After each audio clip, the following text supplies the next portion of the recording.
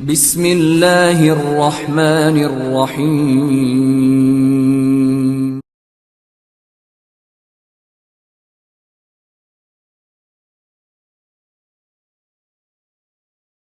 اب ایک اصول آخری میں مختصر طور پر بیان کروں، اسے کہتے ہیں تلقی بالقبول۔ تلقی بالقبول۔ اب مثلا ایک میں آپ کو یہ یہاں سے پڑھ کے پہلے دکھاتا ہوں۔ یہ میرے سامنے کتاب ہے احادیث ضعیفہ کی استدلالی حیثیت، حضرت مولانا مفتی محمد شعیب اللہ خان صاحب مفتاحی۔ یہ اس میں کیا فرماتے ہیں کہ تلقی بالقبول کی کیا حیثیت ہے یا یہ کیا چیز ہوتی ہے۔ وہ فرماتے ہیں حدیث ضعیف متلقی بالقبول۔ حدیث ضعیف جس کی تعریف و تقسیم اور اس کا اجمالی حکم اوپر بیان ہو چکا صفحہ نمبر 49 پر، بعض اوقات تلقی بالقبول کی وجہ سے وہ مقبول کی اقسام میں داخل ہو جاتی ہے۔ یعنی ہے ضعیف لیکن ہم اس کو کہتے ہیں کہ یہ ہمیں قبول ہے، کیوں؟ اس کو تلقی بالقبول حاصل ہے، یعنی علماء کی ایک جماعت اس کو ہمیشہ قبول کرتی آئی ہے۔ اب وہ کیوں قبول کرتی آئی ہے؟ وہ ظاہر ہے کوئی جاہل تو نہیں تھے، وہ علماء تھے، اس فن کے ماہر تھے، انہوں نے اسی اصول پر قبول کیا۔ یعنی اگرچہ سند اس کی ضعیف ہی ہو لیکن انہوں نے اس کے متن کو دیکھا، اس کے متن کے یعنی قرائن کو دیکھا، شواہد، مطابعات، صحیح الغیرہی، حسن الغیرہی اور دیگر وہ ساری چیزیں دیکھ کر انہوں نے اس کو قبول کر لیا اگرچہ سند ضعیف تھی۔ تو علماء حدیث نے متعدد جگہ یہ اصطلاح استعمال کی ہے۔ علامہ عبد البر مالکی نے، اب یہ سارے اہل سنت کے یہاں ایک معتبر نام ہے، علامہ عبد البر مالکی نے حدیث کے بارے میں امام ترمذی سے اولاً یہ نقل کیا ایک حدیث کے بارے میں کہ امام بخاری نے اس حدیث کو صحیح قرار دیا، پھر فرمایا کہ محدثین اس جیسی سند کی تصحیح نہیں کرتے۔ یعنی سندن یہ روایت کیا ہے؟ ضعیف ہے، لیکن میرے نزدیک یہ حدیث صحیح ہے کیونکہ علماء نے اس کو قبول کیا ہے۔ یعنی سندن روایت ضعیف ہی ہے لیکن علماء نے چونکہ قبول کیا ہے تو ظاہر علماء نے کسی قاعدے کے تحت قبول کیا ہے، اس لیے یہ قابل احتجاج ہو گئی ہے۔ علامہ ابن قیم حدیث معاذ ابن جبل پر بحث کرتے ہوئے اور بھی متعدد حدیث نقل کر کے فرماتے ہیں کہ ابو بکر خطیب نے فرمایا، وہ یہ کہتے ہیں کہ سند کے لحاظ سے اگر دیکھا جائے تو یہ حدیثیں ثابت نہیں ہیں، سندن یہ ضعیف ہے، لیکن یہ تلقی بالقبول کی وجہ سے ہم ان حدیثوں سے احتجاج کرتے ہیں، ہم ان حدیثوں کو قبول کرتے ہیں۔ پھر وہ فرماتے ہیں علامہ ابن عربی نے کتاب میں حدیث کے بارے میں یہ فرمایا، ان تمام نقول سے واضح ہوا کہ حدیث اگرچہ ضعیف ہو لیکن تلقی بالقبول و تصدیق ہو تو وہ مقبول ہو جاتی ہے۔ یعنی یہ ایک قسم ہے کہ علماء جب کسی حدیث کو قبول کر لیتے ہیں تو اگرچہ اس کی سند میں ضعف ہی کیوں نہ پایا جاتا ہو لیکن وہ حدیث قابل استدلال، قابل احتجاج ہوتی ہے کیونکہ علماء اس کو قبول کر رہے ہیں تو کسی اصول پر کر رہے ہیں۔ اور یہ جو میں نے بھی نام لیے ہیں تو کوئی یہ نہ سوچے کہ یہ دیوبند کی کتاب تھی، یہ کس کی، یہ علامہ ابن عبد البر اور دیگر جو نام تھے یہ سارے متفقون علیہ شخصیات ہیں اہل سنت کے اندر، ان میں کوئی اختلاف نہیں، بریلوی، دیوبند، اہل حدیث سب مانتے ہیں۔ علامہ الموقعین ابن قیم کی یہ کتاب ہے، ترجمہ جونا گڑھی صاحب کا ہے، وہ اپنی اس کتاب میں ایک جگہ لکھتے ہیں کہ شہرت کی وجہ سے طلب سند کی حاجت نہیں رہتی۔ یعنی ایک روایت ہے وہ اتنی مشہور ہو جاتی ہے علماء کے درمیان، اس کا مطلب یعنی قبول کر لیتے ہیں علماء اس کو کہ اب آپ کو اس کی سند پہ بحث کرنے کی ضرورت ہی نہیں ہے، یا آپ کہیں کہ اس کی سند کیا ہے کیا نہیں ہے، وہ شہرت ہی کفایت کرتی ہے علماء کے درمیان کہ وہ حدیث آپ قبول کر لیں۔ اور ایک جگہ فرماتے ہیں کہ ایک روایتوں کے بارے میں کہ اس کی شہرت اس کی سند سے بے نیاز کر دیتی ہے، یعنی یہ حدیث اتنی مشہور و معروف ہے کہ آپ کو اس بحث کی ضرورت نہیں ہے کہ اس کی سند کیا ہے اور کیا نہیں ہے، کیونکہ علماء کے درمیان علماء اس پر اعتماد کرتے آ رہے ہیں، اس سے استفادہ کرتے آ رہے ہیں، اس کو نقل کرتے آ رہے ہیں، اس سے استدلال کرتے آ رہے ہیں۔ وہ کہتے ہیں کہ اس کا مطلب ہے کہ یہ اتنی جب ان کے درمیان مشہور و معروف رہی ہے تو ہمیں سندی بحث کرنے کی ضرورت نہیں ہے۔ فتاوی رضویہ، امام یعنی احمد رضا خان فاضل بریلوی فرماتے ہیں اپنی کتاب میں کہ جلد نمبر 20 کے اندر صفحہ 524 کی حدیث علماء اسلام میں مقبول ہے، تلقی بالقبول ضعیف سند کو قوی بنا دیتی ہے۔ یعنی ایک روایت ہے اس کی سند ضعیف ہے لیکن اگر اس کو تلقی بالقبول حاصل ہے تو وہ روایت کیا ہو جائے گی؟ مقبول ہو جائے گی وہ روایت۔ اسی طرح علوم الحدیث جو یہ کتاب ہے تھانوی صاحب کی، قواعد فی علوم الحدیث، مولانا ظفر احمد تھانوی صاحب کی یہ کتاب ہے، اس میں یہ فرماتے ہیں اس اصول کے بارے میں وہ فرماتے ہیں، صفحہ نمبر 77 ہے اور رقم نمبر 4 ہے جو ان کا وہ جو بحث کر رہے ہیں، کہتے ہیں کہ اگر علماء امت کسی روایت کو تلقی بالقبول کا درجہ دیں تو وہ مقبول ہوگی بھلے اس کی سند نہ ہو۔ سند ایک تو تھا ضعیف تھی، وہ کہہ رہے سند نہ ہونا پھر بھی وہ قبول ہو جائے گی۔ حافظ ابن عبد البر اپنی کتاب میں ایک حدیث کے تحت میں لکھتے ہیں، امام بخاری سے نقل کرنے کے بعد، اور پھر وہی کلام نقل کیا جو پہلے میں کر چکا ہوں کہ علماء حدیث اس حدیث کی سند کی صحت کے قائل نہیں ہیں، لیکن یہ حدیث میرے ہاں صحیح ہے کیونکہ علماء نے اسے تلقی سے نوازا ہے۔ مولانا مرحوم فرماتے ہیں قبولیت قولن بھی ہوتی ہے اور عملاً بھی، چنانچہ امام ابن حمام نے امام ترمذی کے قول کہ اہل علم کا عمل اسی پر ہے کہ بات فرمایا ہے کہ حدیث پر عمل حدیث کی صحت کا مقتضی ہے، اگرچہ بعض خاص طریق سے یہ روایت ضعیف قرار پاتی ہے، یعنی روایت سند کے لحاظ سے ضعیف ہے، لیکن چونکہ امام ترمذی نے فرمایا کہ اہل علم کا عمل ہے اس پر، تو وہ کہتے ہیں کہ ٹھیک ہے یہ روایت قابل استدلال ہو گئی ہے، اس کو قبول کیا جائے گا۔ علامہ سیوطی ایک جگہ ایک حدیث کی تخریج امام ترمذی نے کی ہے اور فرمایا کہ حسین کو امام احمد وغیرہ نے ضعیف قرار دیا ہے، یعنی یہ راوی ہے، اس کو ضعیف قرار دیا ہے، اہل علم نے اس پر عمل کیا ہے۔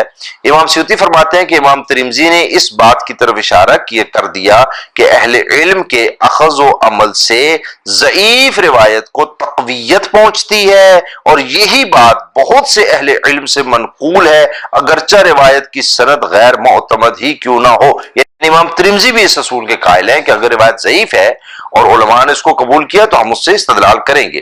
آگے فرماتے ہیں کہ امام ترمذی کے بقول ابن المبارک وغیرہ علماء صلاۃ التسبیح کے قائل ہیں اور اس کی فضیلت کے بھی قائل ہیں۔ بحقی فرماتے ہیں ابن المبارک صلاۃ التسبیح پڑھا کرتے اور صلحاء نے اس کو ایک دوسرے سے سیکھا اور اسی عمل سے حدیث مرفوع کو تقویت پہنچتی ہے، یعنی حدیث آ گئی ہمارے پاس، ہم حنفیہ کے نزدیک کے ہاں معاملہ قبولیت روایت سے بھی بڑھ کر تواتر تک پہنچتا ہے، اور یہ روایت جسے امت تلقی بالقبول سے نوازے معنن متواتر ہوتی ہے، یعنی ایک روایت آپ کے پاس آئی اور تلقی بالقبول حاصل ہو تو گویا ایسا ہے کہ جیسے تواتر ہو، اب آپ اس کو انکار نہیں کر سکتے ہیں۔ چنانچہ جساس نے احکام القرآن میں لکھا ہے کہ امت نے ان دونوں حدیثوں کو قبولیت دی ہے، اگرچہ ان کا اسنادی مرتبہ یہ ہے کہ یہ خبر واحد ہیں، لیکن قبولیت کی وجہ سے یہ تواتر کے درجے میں آ گئی ہیں، اور ہمارے ہاں یہی مذہب ہے کہ تلقی بالقبول سے خبر واحد متواتر کے برابر آ جاتی ہے،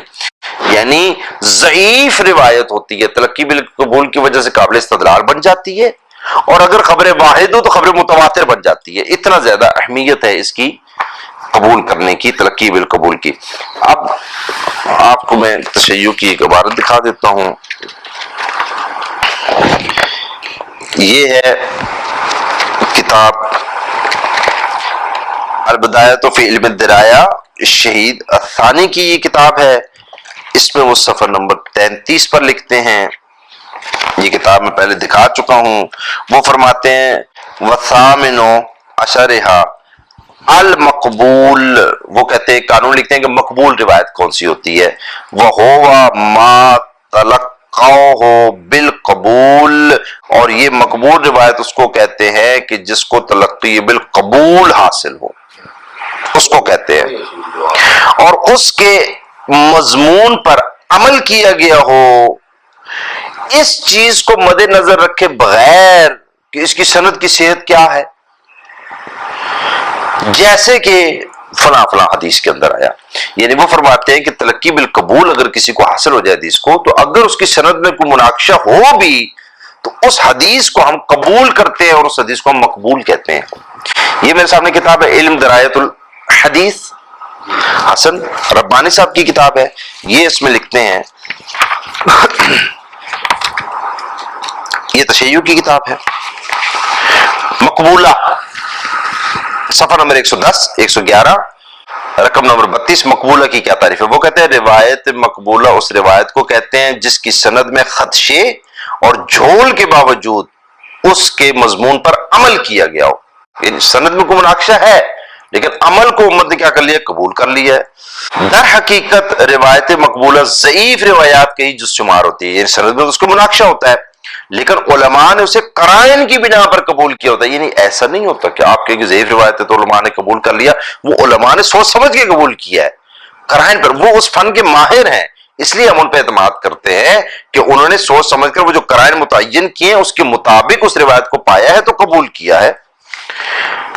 جو کچھ اس روایت کے سلسلے، پھر وہ ایک روایت لکھتے ہیں کہ یہ روایت مقبول ہے ہمارے ہاں، پھر وہ لکھتے ہیں جو کچھ اس روایت کے سلسلے سند کی تحقیق سے ہاتھ لگتا ہے وہ یہ ہے کہ اس کے طریق میں ضعف موجود ہے، یعنی اس روایت کو جس کو وہ مقبولہ کہہ رہے ہیں وہ کہہ رہے ہیں اس کی سند میں ضعف موجود ہے، لیکن چونکہ اس پر عمل کرنا مشہور ہے اور علماء نے اس پر عمل کیا ہے تو یہ اس کی سند کے ضعف کی بھرپائی کر دیتا ہے۔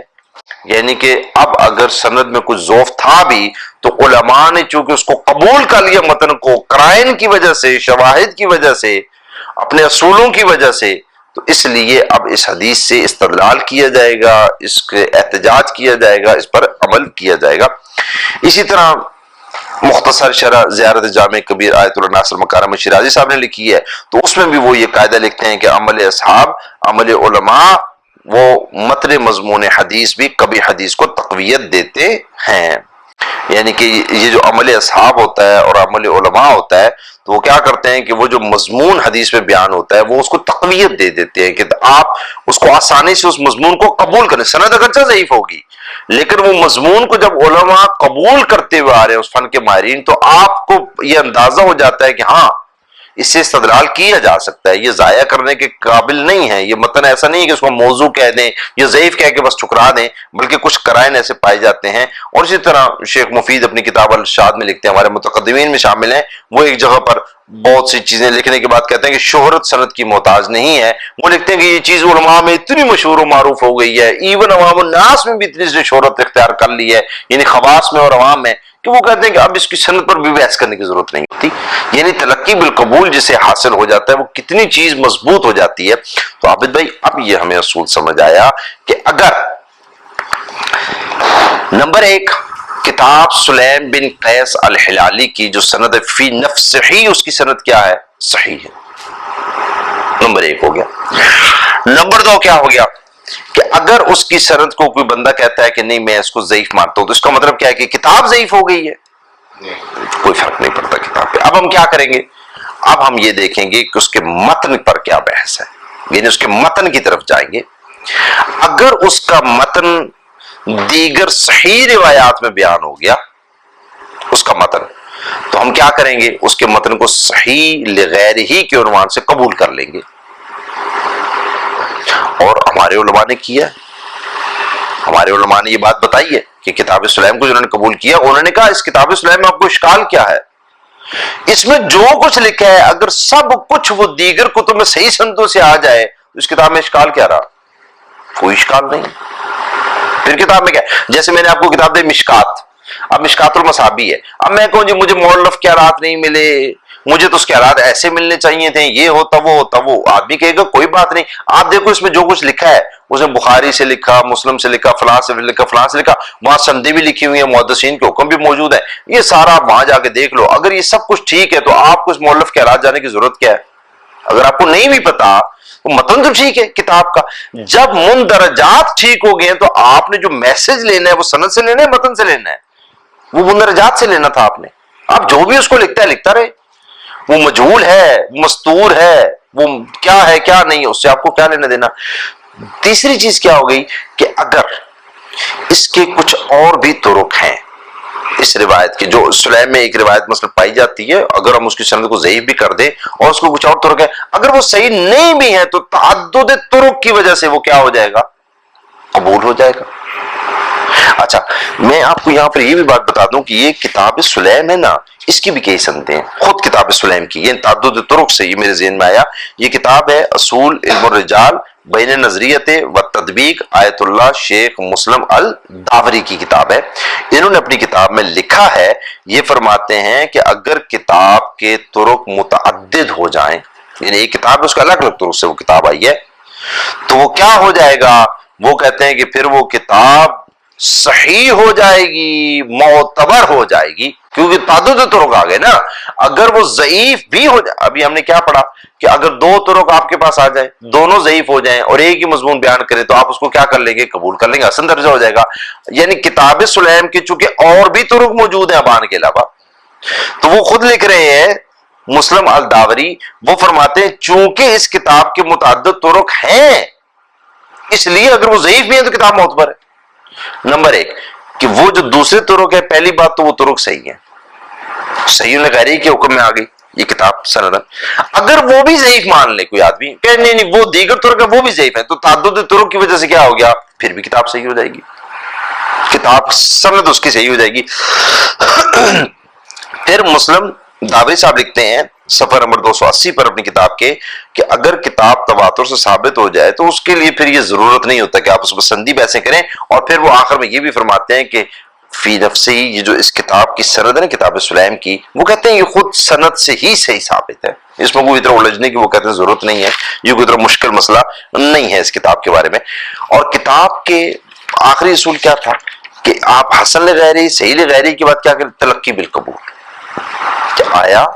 علماء نے اس کے مضمون کو قبول کیا ہے یا نہیں کیا۔ اگر کیا ہے تو میں نے آپ کو علماء کا بتایا، وہ کہتے ہیں اگر سند نہ ہو یا سند ضعیف ہو، علماء نے اس کو قبول کیا ہو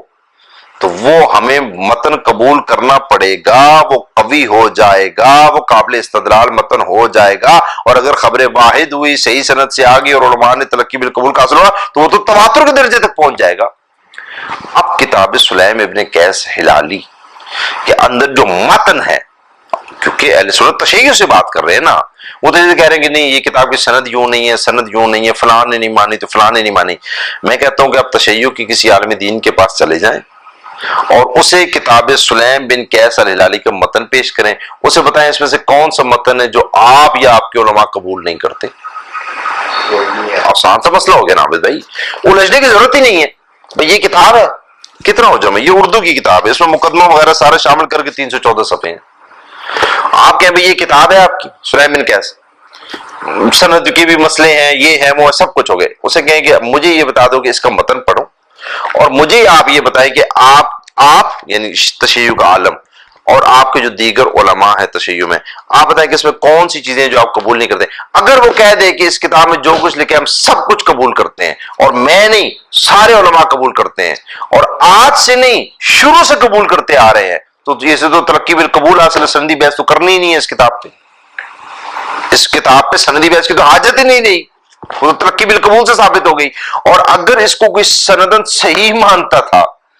جس کے نزدیک سندن صحیح ہے، میرے نزدیک یہ کتاب سندن صحیح ہے، اگر یہ خبر واحد بھی تھی تلقی بالقبول کی وجہ سے، یہ تو تواتر سے ثابت ہوگی میرے یہاں، میں تو متواتر مان رہا ہوں اس کو۔ اب بتائیے، کیونکہ تلقی بالقبول حاصل ہو گیا، یہ قاعدہ ہے۔ تو آپ اس کتاب پر سندی بحثوں میں الجھنے کی بجائے سیدھے سیدھے دیکھیں اس کے مندرجات ہیں، آپ علماء سے پوچھیں کہ بھائی اس کے مندرجات کے بارے میں بتاؤ، صحیح لغیر ہی ہیں، حسن لغیر ہی ہیں، یا تو ان کو تلقی بالقبول حاصل ہے۔ اگر ان تینوں میں سے کسی بھی قاعدے سے وہ کہتا ہے کہ ہمارے ہاں یہ بات قبول ہے، کچھ مضمون اس کا صحیح لغیری ہے، کچھ مضمون اس کا حسن لغیری ہے، کچھ مضمون کو تلقی بالقبول حاصل، میں مثال دے رہا ہوں کہ اگر وہ یوں کہتا ہے تو، کہ اگر وہ یوں کہتا ہے تو بات ختم ہو گئی۔ اب ابان بیان کرے، ابان پہ ذرا ہو نہ ہو، جب مندرجات تینوں قاعدوں سے ہی ثابت ہو گئے، صحیح لغیری سے بھی ثابت ہو گئے، حسن لغیری سے بھی ثابت ہو گئے، تلقی بالقبول سے بھی ثابت ہو گئے، تو سر اس کتاب پر بحث کرنا بلا وجہ کہ اس میں یہ ہے تو وہ کیسے ماننے، تو ابان کے بارے میں یہ ضرورت تو فلاں نے یہ کہہ دیا۔ اسی لیے آیت اللہ العظمی سید ابو القاسم الخوئی انہوں نے اپنی کتاب معجم رجال الحدیث میں یہ صراحت کے ساتھ لکھا ہے کہ اس کتاب میں یہ کتاب موضوع قطعاً نہیں ہے، یہ کتاب گھڑی ہوئی قطعاً نہیں ہے، اور جو یہ کہتا ہے کہ یہ کتاب گھڑی ہوئی ہے وہ کہتے ہیں اس کے پاس کوئی دلیل نہیں ہے۔ اور جب اس کتاب کا خلاصہ لکھا المفید، میں آپ کو نام بتا دیتا ہوں، المفید من معجم رجال الحدیث محمد جواہری صاحب نے، یعنی جو ابو القاسم الخوئی صاحب نے یہ 24 جلدوں میں کتاب لکھی تھی معجم رجال الحدیث، انہوں نے کیا کیا، پوری کتاب کا خلاصہ لکھا ایک ہی جلد میں، یعنی راوی کا نام لکھا، رقم نمبر لکھا اور آگے اس کا حکم لکھ دیا۔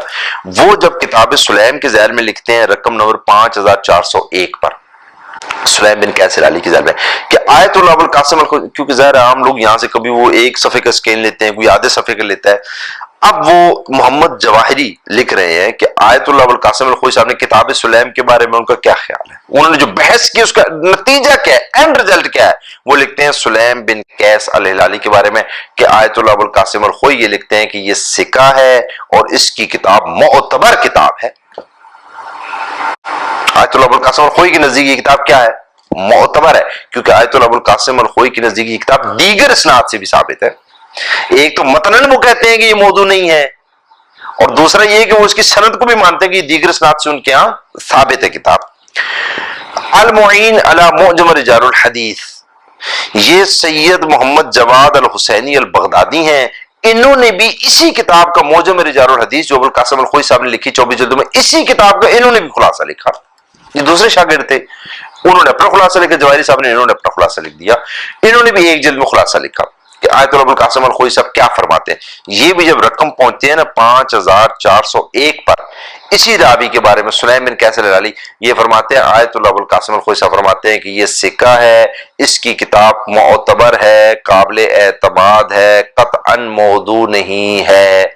آیت اللہ القاسم الخوئی صاحب بھی فرماتے ہیں، یعنی اس کتاب کی جب آپ سند کی بحث کرتے ہیں کہ جی آیت اللہ القاسم الخوئی صاحب نے ابان کو ضعیف کہا، انہوں نے ابان کو ضعیف کہا کہ یہ کہاں کہا کہ یہ کتاب موضوع ہے؟ انہوں نے تو اس کتاب کا دفاع کیا ہے، مفصلاً بحث کی اور کہا کہ جو بندہ اس کو موضوع کہ اس کو کوئی دلیل نہیں ہے اس کو موضوع کہنے کی، وہ تو اس کتاب کو معتبر مانتے ہیں، دیگر سندیں بھی اس کتاب کی مانتے ہیں اور خود اس کتاب کے مضامین کو وہ معتبر مانتے ہیں. تو لہذا کتاب کے جب آپ نے کسی روایت کو دیکھنا ہے، روائی بحث کو دیکھنے کے اصول ہوتے ہیں. آپ یہ جتنے میں نے اصول بتائے ہیں یہ متفق علیہ اصول ہیں، شیعہ میں بھی ہیں، سنیوں میں بھی ہیں، پھر سنیوں میں جتنے سیکٹ ہیں سب میں یہ اصول پائے جاتے ہیں. جمہور نے بیان کیے ہیں، متقدمین نے بیان کیے ہیں، متاخرین بھی اس کو قبول کر رہے ہیں. لہذا ان اصولوں کا فراموش کر کے رجالی بحث نہیں کر سکتے، سندی بحث نہیں کر سکتے، بلکہ ان قوانین کے تحت ہی آپ کو بحث کرنی پڑے گی کہ روایات قبول کرنی ہے یا نہیں کرنی ہے. اگر ان اصول کے تحت روایات صحیح ان لذات ہی ہو جاتی ہیں تو ٹھیک ہے، حسن لذات ہی ہیں ٹھیک ہے، صحیح لغیر رہی ہیں پھر بھی قبول، حسن لغیر رہی ہیں پھر بھی قبول، تلقی بالقبول حاصل ہے پھر بھی قبول ہو جائے گی. کسی ایک قاعدے کے تحت بھی اگر روایت صحیح بن گئی تو وہ قابل استدلال ہو جائے گی، قابل احتجاج ہو جائے گی. لہذا اس پر اب آپ راوی پر جرح کرنا اور اس کو سند کے لحاظ سے ضعیف کہنا وہ ایک بے اصولی بات ہو جائے گی. علم جرح و تعدیل سے، اصول حدیث سے ناواقفیت کی دلیل ہوگی. لہذا ہم جب اس قسم کی بحث کرتے ہیں علم رجال پر تو ہمیں ان اصولوں کے تحت ہی بحث کرنی چاہیے.